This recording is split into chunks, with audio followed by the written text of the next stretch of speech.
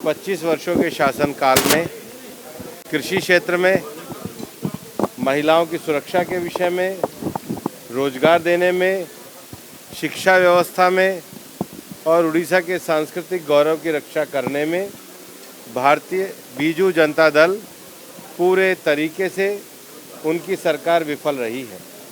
उड़ीसा की जनता ये प्रश्न कर रही है कि अगर बिजली तमिलनाडु स्टेट को उड़ीसा से सस्ती मिल सकती है तो उड़ीसा के कंज्यूमर को महंगी क्यों मिल रही है। उड़ीसा की जनता ये प्रश्न कर रही है कि इतने वर्षों के बाद भी टीचर्स की पोस्ट अन्य राज्यों की तुलना में उड़ीसा में क्यों ज़्यादा खाली है।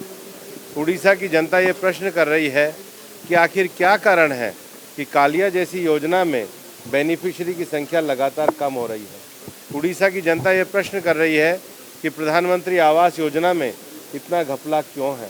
उड़ीसा की जनता ये प्रश्न कर रही है कि 2019 के डाटा को अगर देखा जाए तो जल जीवन मिशन में उपलब्धि केवल 3.51% ही क्यों है। 25 वर्षों के शासनकाल में कृषि क्षेत्र में, महिलाओं की सुरक्षा के विषय में, रोजगार देने में, शिक्षा व्यवस्था में और उड़ीसा के सांस्कृतिक गौरव की रक्षा करने में भारतीय बीजू जनता दल पूरे तरीके से उनकी सरकार विफल रही है।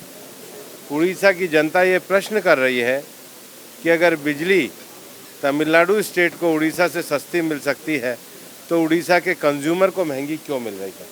उड़ीसा की जनता ये प्रश्न कर रही है कि इतने वर्षों के बाद भी टीचर्स की पोस्ट अन्य राज्यों की तुलना में उड़ीसा में क्यों ज़्यादा खाली है।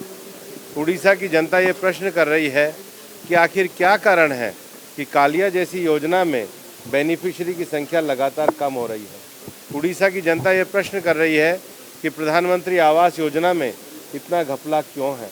उड़ीसा की जनता ये प्रश्न कर रही है कि 2019 के डाटा को अगर देखा जाए तो जल जीवन मिशन में उपलब्धि केवल 3.51% ही क्यों है।